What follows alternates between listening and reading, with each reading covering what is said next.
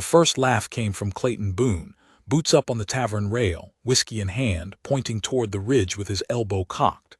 "She's hammerin' a damn roof on her roof," he spat through a grin. The men joined in like wolves at a howl. By the second day, even the preacher had muttered something about vain works as he passed by her cabin with eyes lifted to the odd timber box she was raising into the clouds. But Maureen Tucker did not answer, did not flinch, did not look down from her ladder. She just kept building. The widow's hands were raw. Splinters lived under the skin like needles that had forgotten how to sting. One by one, she lined planks along the narrow joists she'd added above the shingled ridge of her home, her fingers trembling each time the hammer rose.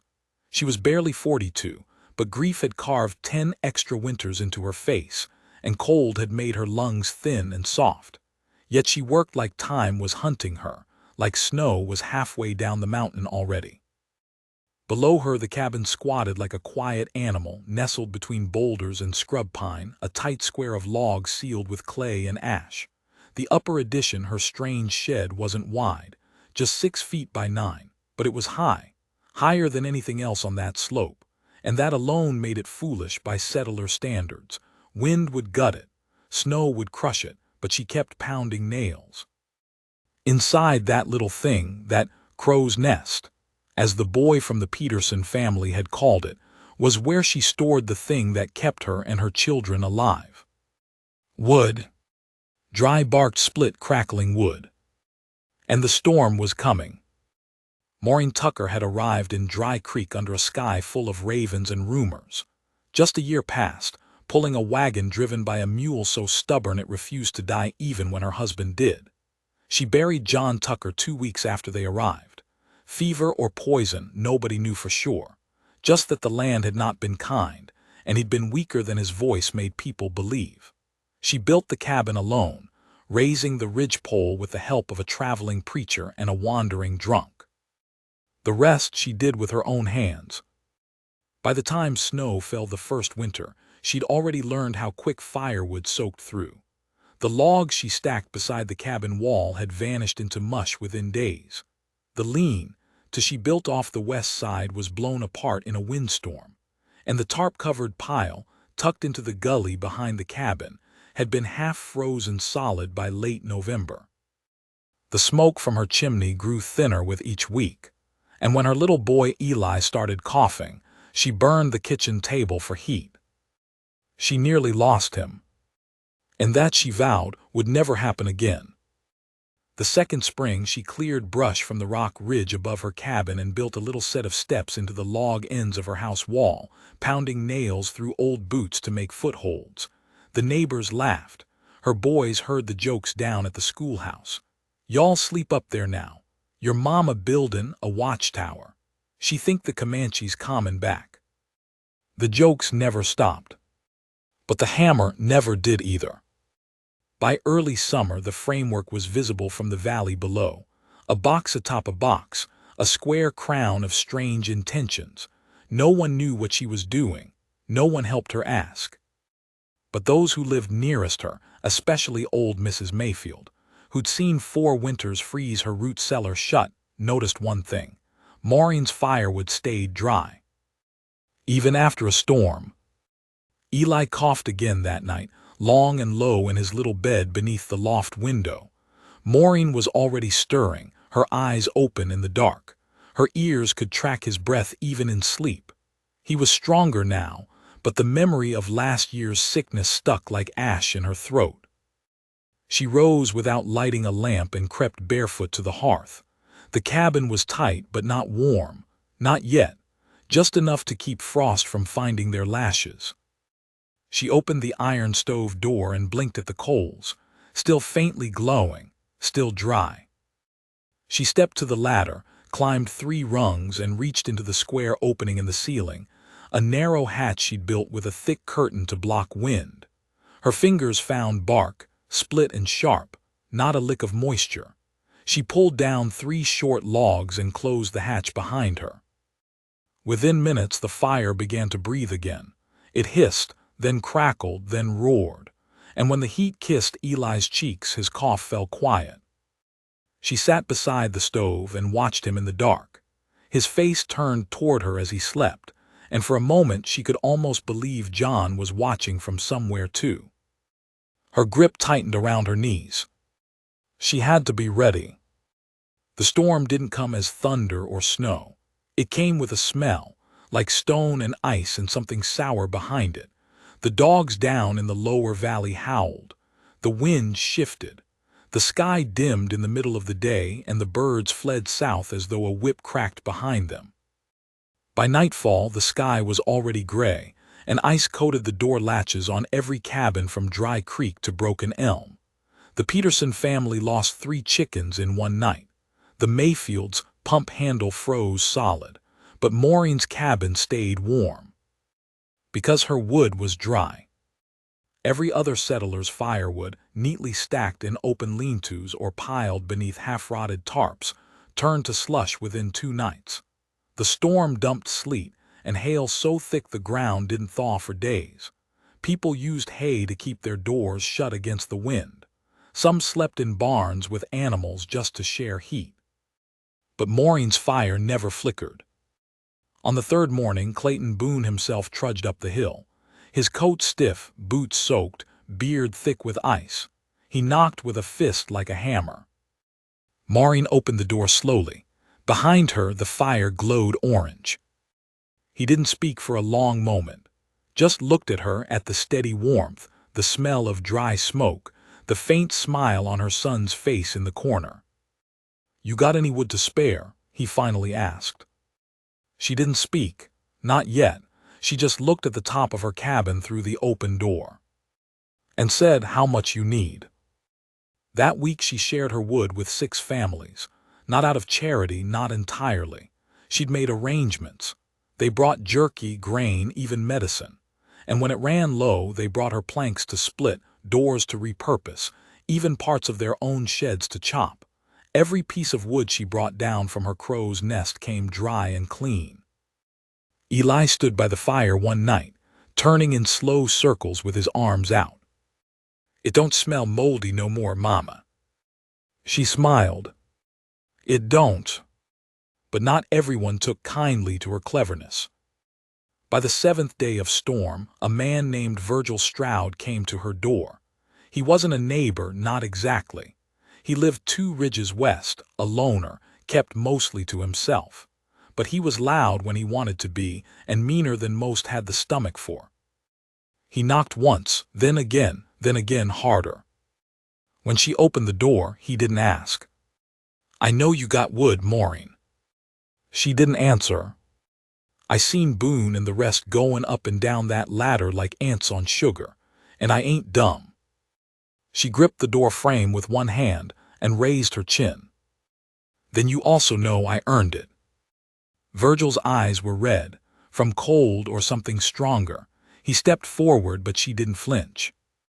"I ain't askin' for free, but if you're pickin' favorites, maybe folks ought to pick sides." Eli stepped behind her, barefoot on the floor. Maureen looked at the man, at the shape of him in the snow. She didn't blink. "You bring me something to burn," she said, "or you burn in your own house." She shut the door and bolted it. Outside, the storm rose again. Inside, she climbed the ladder one more time. The hatch creaked open. Her fingers reached into the dry darkness, but this time the logs were fewer. The pile had sunk low, too low. And winter wasn't done yet. The hatch shut with a hollow thud, and Maureen Tucker sat still on the ladder, her head bowed beneath the narrow roofline of the attic she had built with her own torn hands. Her fingers clung to the edge of the hatch door like it might offer her warmth, but it didn't. Her breath caught in the air before her, hanging like fog, then disappearing. It was the cold's first warning. The dry season had turned, and now the real winter had arrived.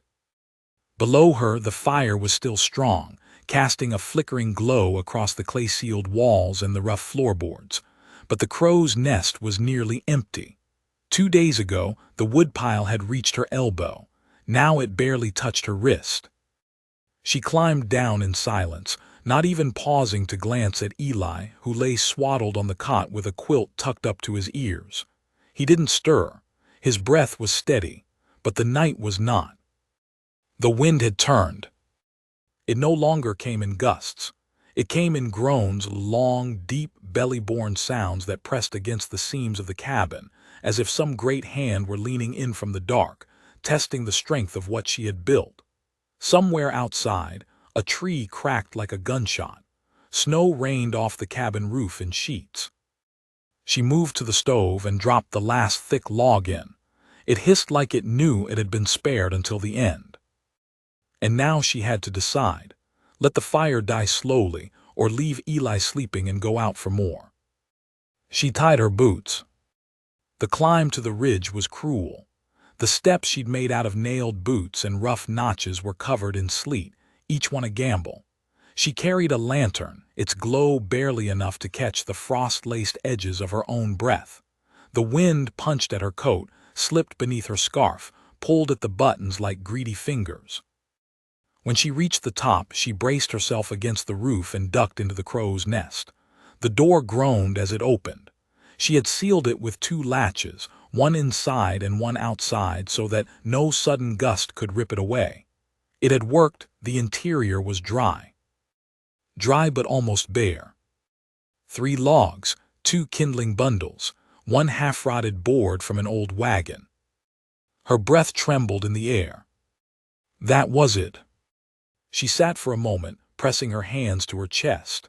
It wasn't just about heat anymore. That wood was the difference between Eli's cough coming back, or not, between her fingers blackening in the night, or not, between having something to offer the neighbors when the next storm hit, or not. She took the logs, left the wagon board, locked the door behind her, climbed back down.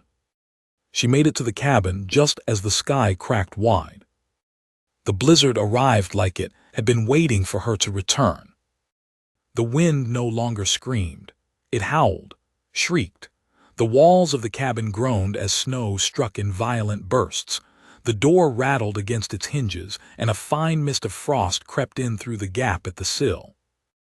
Inside, she built the fire higher, higher than she should have. She knew the rules of rationing. She knew that fire was a gamble, but Eli's cheeks were pale, and his little hands were like paper. She burned 2 of the 3 logs. And that night she did not sleep. By morning, the entire front yard was buried. The door opened only after she threw her weight against it 3 times.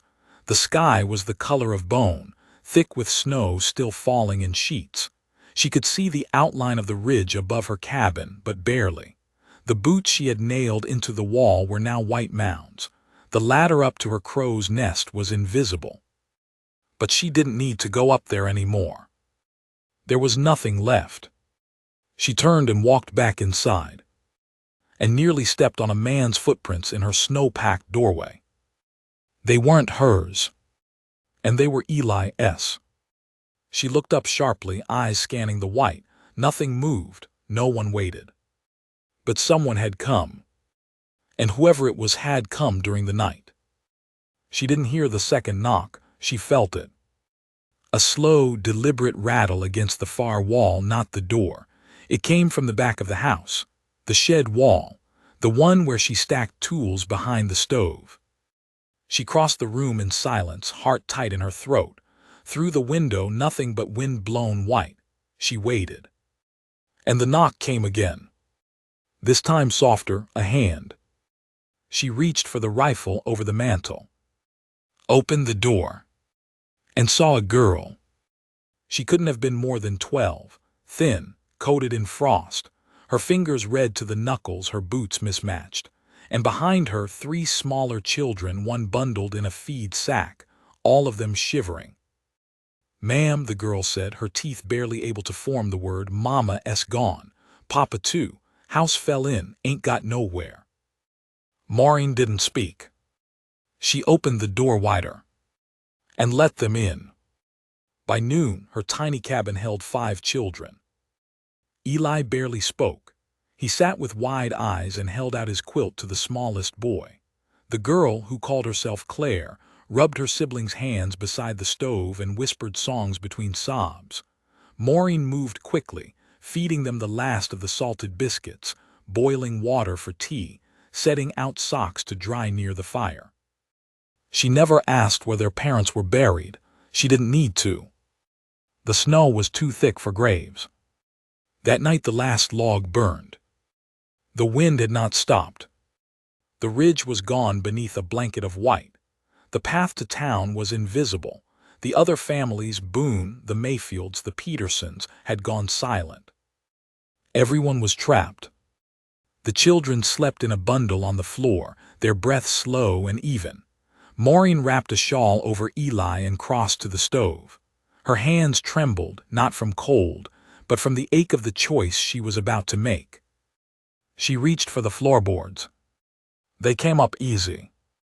She had laid the planks herself just a year back, but she had done so with screws, not nails, because she feared fire more than rot. And now it paid off. She pulled 3 boards from the corner and fed her house to the fire. Over the next 2 days, she stripped everything that wasn't load-bearing: the legs of a broken chair, a crate from behind the stove, the railing from Eli's old crib. The walls remained, but the inside of the cabin began to look more like a barn than a home. But it kept them alive. And then on the 3rd morning, someone knocked again. It was Mrs. Mayfield. Her coat was torn, her gloves were missing. She held one hand inside her dress, wrapped in rags.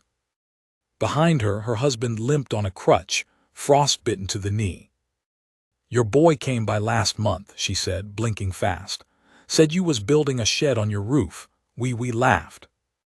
Maureen didn't reply. "We ain't laughing now." She stepped aside and let them in too. The cabin now held 7 people. The heat from the stove made the air thick.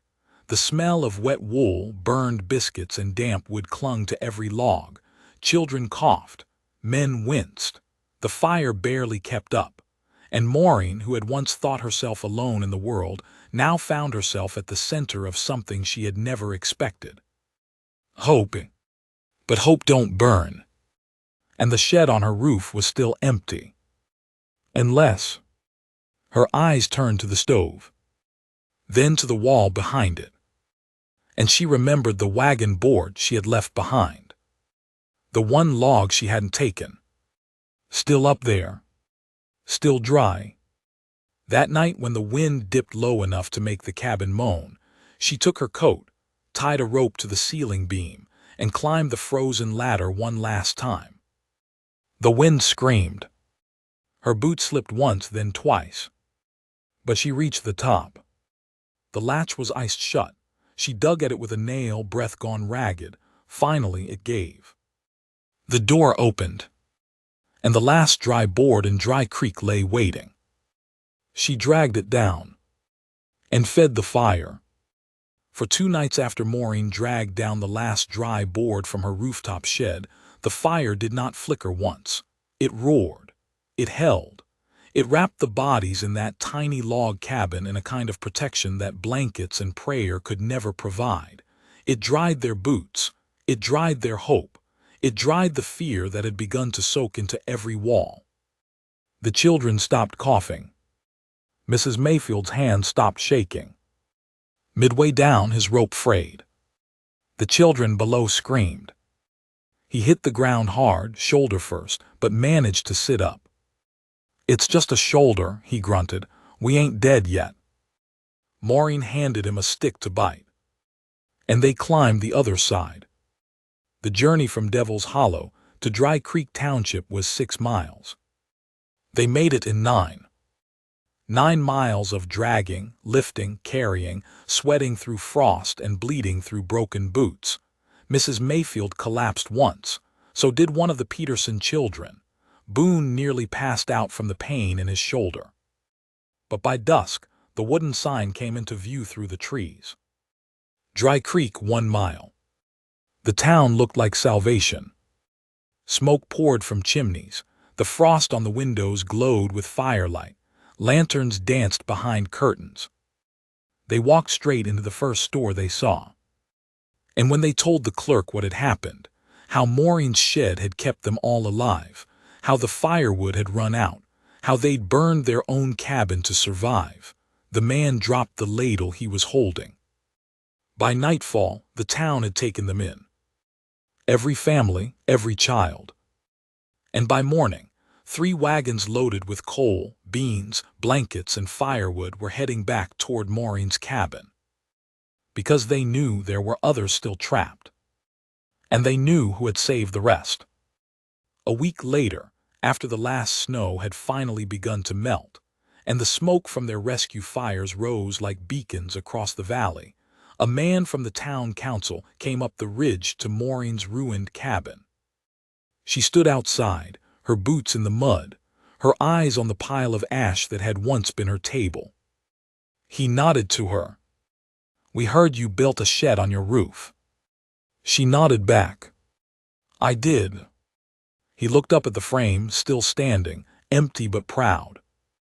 "Don't reckon we'll laugh about that again." She didn't smile. She just said good, and walked back inside to tend the fire. By the second week of March, Dry Creek had thawed just enough to reveal what the storm had taken and what it hadn't. Roofs lay half-collapsed beneath ice rot. Wagons sat buried to the axle in frozen sludge. Livestock counts were cut in half. And the ridgeline trail above the creek, the one that passed Maureen Tucker's cabin, had become a story unto itself. It was Mrs. Mayfield who first told it at the trading post. Her hands still bandaged, her voice scratchy from smoke. She didn't embellish. Didn't have to. She just told the plain truth. How they'd laughed at the widow's strange shed rising above her roofline. How they'd called it foolish, ugly, vain. How they'd shaken their heads when she raised rafters above her chimney like she was building a second story just to look at the sky. And how, when the storm hit and the lean-tos collapsed, when the tarps blew off every woodpile from here to Broken Elm, when even Boone's heavy-built barn got peeled back like a tin can, only her fire still burned. Because only her firewood had stayed dry. The story passed from one mouth to another, shifting in small ways, some adding that she'd built it alone, others that she designed it based on old army sheds or Navajo tips. But one thing never changed. Her wood stayed dry, and it saved lives. And then the questions began. Who else had seen the shed? How was it built? Could one of those be added to other cabins? And more quietly, what else had the widow figured out? Maureen Tucker didn't care for the attention. The spring melt left her cabin stripped to its bones. The floor was half gone. The door leaned on one hinge. Every chair was firewood now.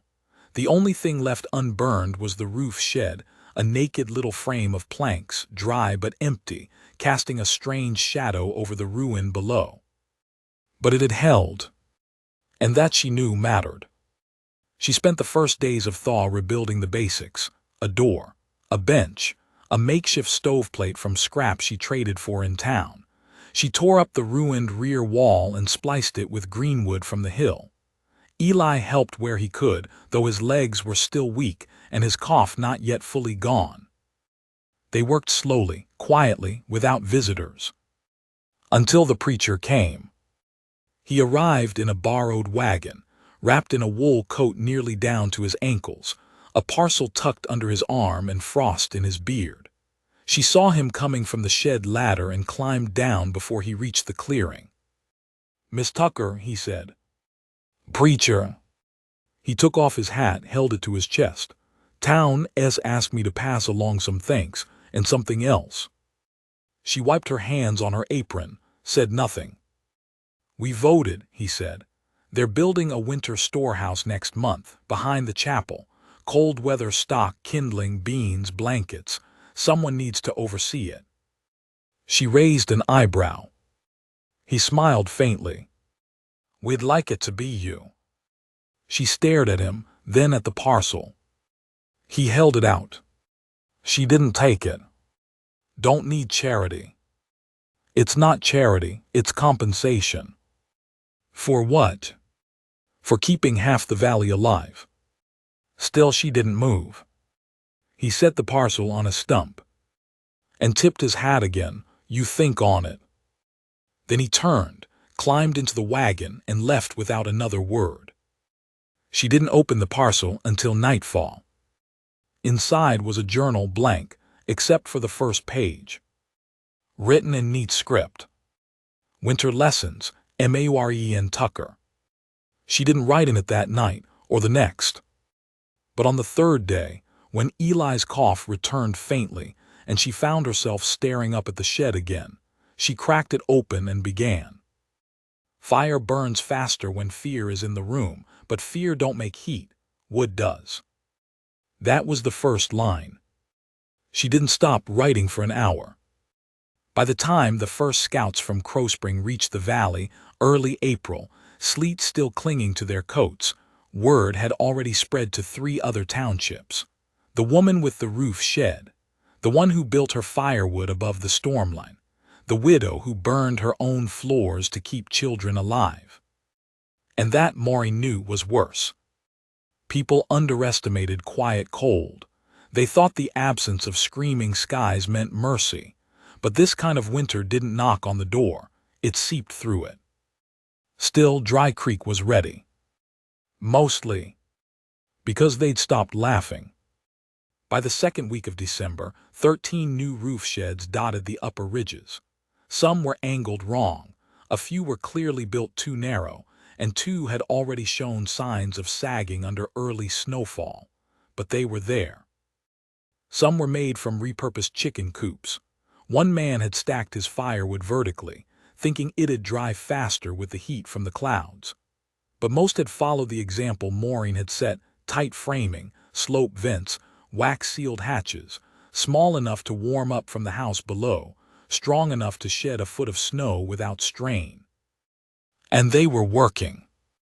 For now, Maureen's own shed stood tall above the cabin just as it had the year before, but this time it was different, heavier, packed tighter, no gaps in the stacks, a full season's worth of split pine and cedar, each log chosen with care. Because she'd built it not just for herself and Eli anymore. She de-built it for them too. For the families who wouldn't prepare in time, for the widower with a broken leg, for the teenage boys who thought grit was enough, for the mothers who'd gone into the fall hoping this year wouldn't be as bad. She knew better. And that meant she prepared for more than just her own family. Because hope was not a strategy. Dry wood was. The first knock came on December 28th. A woman from 2 ridges over, Nadine Grover, face black with soot, wrapped in 3 mismatched shawls, eyes wide with something close to shame. "Our stovepipe cracked," she said, breathless. "Whole house filled with smoke. Kids got sick. We can't stay there no more." Maureen opened the door. "You bring anything with you?" Nadine shook her head. "Then bring your hands," Maureen said. "We've got fire, but not enough split." Nadine's boots hit the snow again in under an hour.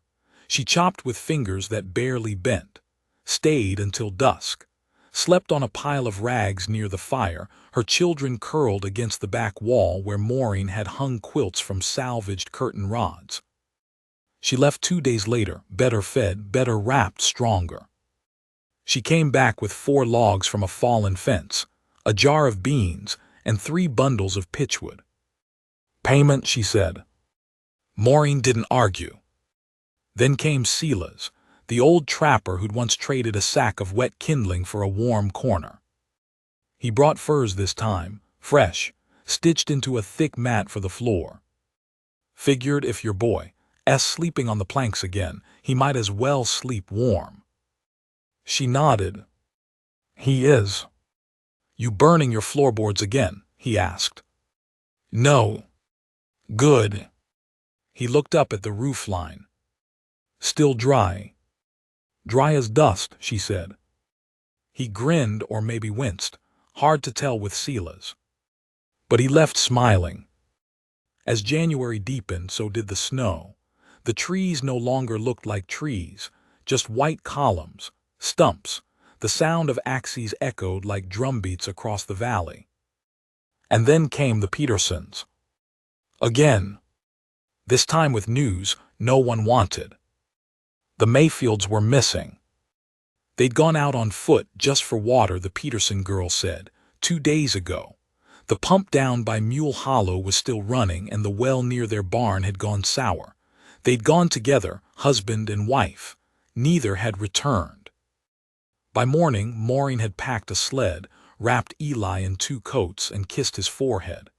"If I'm not back in 2 days," she said, "you light that fire like I taught you, and you don't answer the door for no one but Boone or Claire." He nodded without speaking. She didn't look back when she left. The wind had turned by the time she hit the hollow. It wasn't cruel yet, just persistent, always pushing her sideways, no matter which direction she faced. She followed boot tracks where she could find them, veering across hard, crusted snow, past familiar fence lines and half-sunken wagons that marked the ghostly remains of outbuildings now collapsed. The Mayfields' trail disappeared after half a mile. But she kept going. Down into the hollow, past the ice-rimmed pump, over the ridge behind the creek. And there, in the lee of a boulder, she found them.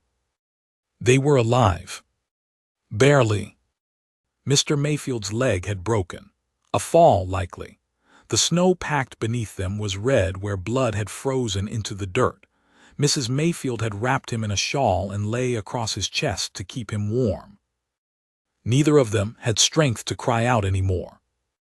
Maureen lit a fire right there, hacked apart a half-dead pine with a hatchet she kept strapped to her back, wrapped both of them in every inch of canvas she had left. Then she dragged them home. It took 13 hours. By the time they made it back to the cabin, Eli had already lit the stove. Claire had shown up that morning with Boone's old dog and a sack of boiled corn. Sila's brought smoked meat at dusk. No one had asked them to come. They just did. Because that's what Dry Creek had become. Maureen didn't speak a word when she dragged the sled to the door.